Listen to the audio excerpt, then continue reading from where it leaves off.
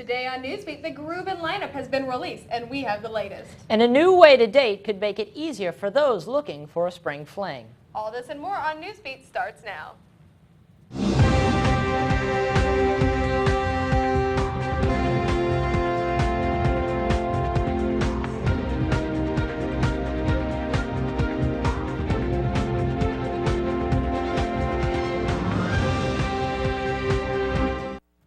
Good evening, Tigers. I'm Larissa Bonaquisti in for Jack Bedrosian. And I'm Mitch Rabelais. Thanks for joining us.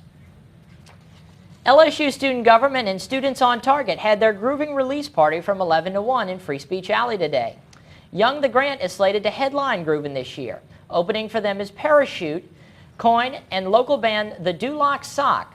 Groovin' made the announcement earlier this month that it will no longer be called Groovin' on the Grounds and instead will be held in the Baton Rouge River Center. The concert will be April 17th. A member of the College Football Playoff Selection Committee is refusing to go to Indianapolis for the CFP meetings beginning today. The University of Southern California Athletics Director, Pat Hayden, tweeted that he is the proud father of a gay son and won't be traveling to the site of the Final Four matchup.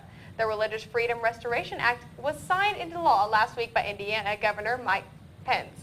The law could protect businesses that don't want to provide service to gay and lesbian couples based on religious freedom. The governor of Arkansas vetoed the Religious Freedom Restoration Act.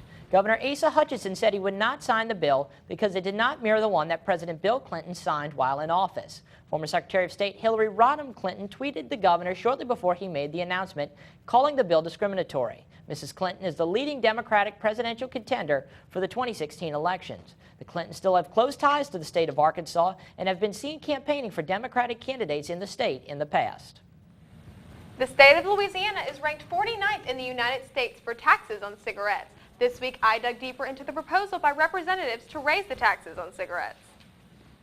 A new amendment to the Constitution of Louisiana has been proposed by Representative Harold Ritchie that would raise taxes on cigarettes from 36 cents to $1.54 per pack of 20. Judith Sylvester was the driving force behind the movement for a smoke-free LSU and is now hoping to see this tax lessen the amount of smoking on campus as well. There's solid evidence that if you increase the tax enough, and that's why I'm saying it needs to be over $1, $1.18, somewhere along in that neighborhood, before you actually see a decrease in kids smoking, because it has to be expensive enough that they actually feel the economic impact from it. Although there are positives to the increase in cigarette taxes, the negatives are just as evident. They're making the government reliant, income-wise, on people smoking.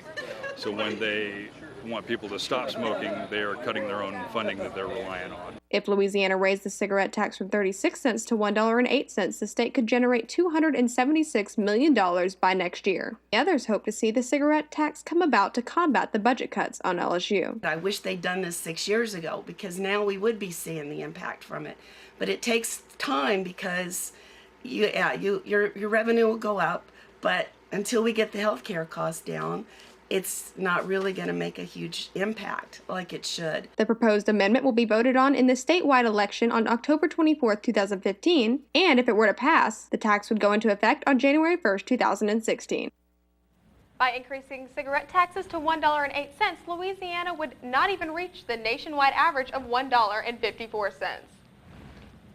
It's been a pretty hot the last couple of days, and we all know what that means: Nike shorts. Let's check in with Kristen Bertel to see if the spike in the temperature is here to stay. Hey Tigers, for tonight, temperature is going to drop down to 66 degrees, and there's going to be some light wind picking up at 8 miles per hour with a 20% chance of rain. You may not need your sunglasses tomorrow because it's going to be mostly cloudy from the morning through the late afternoon, but temperature is going to stay in the upper 80s all day. That's all the weather I have for you for now. Stick around to see what you can expect for this Easter weekend. After the break, a star-studded edition of Crazy Tweets. And a new way to make dating as easy as moving your finger, as long as you know your left from your right. We'll be right back. I know we usually try to keep it pretty local, but we figured in the spirit of April Fool's Day, we would share our favorite prank tweets of the day. Number 1, the Today Show tweeted this picture of Kathy Lee and Hoda saying, "Are at KLG and Hoda really doing a clothing-free show? Joke's on us, April Fools." Let's not even consider the notion that these women would ever have a producer that would think it was okay to do a national show in the nude. Number 2, A fake Kanye West account tweeted, at Kanye West, I'm not the best rapper in the world. Ha, just kidding. Hashtag April Fools. Of course you're not the best rapper in the world. You aren't even Kanye West. Finally, our favorite April Fool's tweet comes from Yahoo Lifestyle UK. They tweeted this picture with the tweet, Kate and William named Jay-Z and Beyonce the godparents of the second royal baby. Obviously this tweet is a joke, but if you don't think Kate may get a little jealous of Queen Bee, I would too with all that sass. When you first come to college, meeting new people can be hard. Tiger TV reporter Jackie Massey goes into depth with a high-tech way students are taking the awkwardness out of introducing yourself to someone new. Do you want a bite? Yeah, sure. This isn't your average date. It's all wet. Sorry.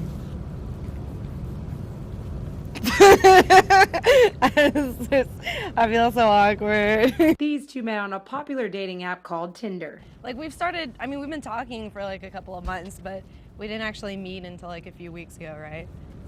Yeah. All you need is a Facebook profile and a steady swipe to the right or left. Right means you're interested. Yeah, I like Tinder because people can't message you unless you swipe them right first. If the other user swipes right too, it's a match. Now users can start messaging each other. I can't tell if you're hot or not. Sorry. Hit him with the smiley face and hope for the best. Yeah, there was a smiley face. Of course. Say, girl, do you hold back water? Because damn. Which is really bad, but that's the point. It's supposed to be a terrible, stupid pickup line. I was in a musical. Alexandra Willis represents the 11% of adults who use online dating, according to a 2013 Pew Research study. She is also part of the 66% who go on dates with people they meet online. Yeah, exactly. Oh, look, fish. That's really sexy. That really makes me want to sex you. He picked me up and we went to Schlitz and Giggles, and then we saw a movie. It was very classy. Oh yeah, we did. Willis says she uses the app to meet guys who share common interests. We had super giant games, which meant that I knew that he had good taste in video games. Other users like Jack say they originally used the app as a joke. People use it now. It used to be where, only, desperate people use online dating or something like that. But now everybody's got a freaking Tinder profile, whether it's, just a joke, or whether it's, serious. And he's right. The New York Times says Tinder has about 50 billion users. Attitudes about online dating are also changing. The Pew Research study says 59% of online daters think it's a good way to meet people. Oh, this guy's actually cute. But online dating does have certain fallbacks.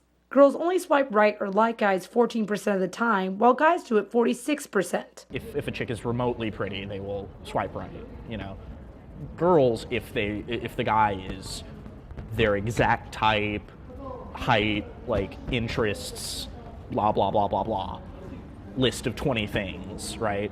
Then they'll swipe right.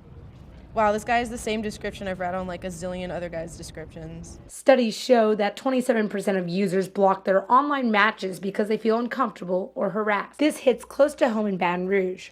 A woman was raped by her Tinder match Jake in July 2014. The victim told police that she invited Jake to her apartment. They started to kiss, but then things turned aggressive when he hit her and ripped off her clothes. The police report says Jake also made her delete their text messages, and that he allegedly made her take a bath while he watched. Willis says incidents like these remind her to be careful. This is not the first person I've met off of Tinder, so I've been really careful about making sure that I'm actually meeting up with who they claim that they are. Willis says she's only casually dating right now, but she could eventually be part of the 5% of Americans that form long-lasting relationships online. So guys, put a dog in one of your pictures. Girls will swipe right. For Tiger TV, I'm Jackie Massey. The Tinder app is free and can be found in the App Store on your smartphones. Coming up after the break, we will check in with Kristen to see if the rain this weekend will stay as spring break starts. And a 2013 world record comes to an end. Find out more when we come back. Welcome back to the weather. This week's weather has been a perfect lead up to spring break. As you can see, we're going to keep those warm temperatures we've been having through the beginning of next week. It's going to move in this weekend. Saturday, you can expect some morning showers, and then for Sunday, you can expect the rain to come later into the day. If you're traveling on Monday, you can expect some scattered thunderstorms throughout the day, but if you're staying here, rain should clear up by Tuesday. Thanks for joining us tonight, Tigers. Stay tuned with all the latest news updates at tigertv.tv and check us out on social media at LSU Tiger TV. From all of us here at Newsbeat, have a great night.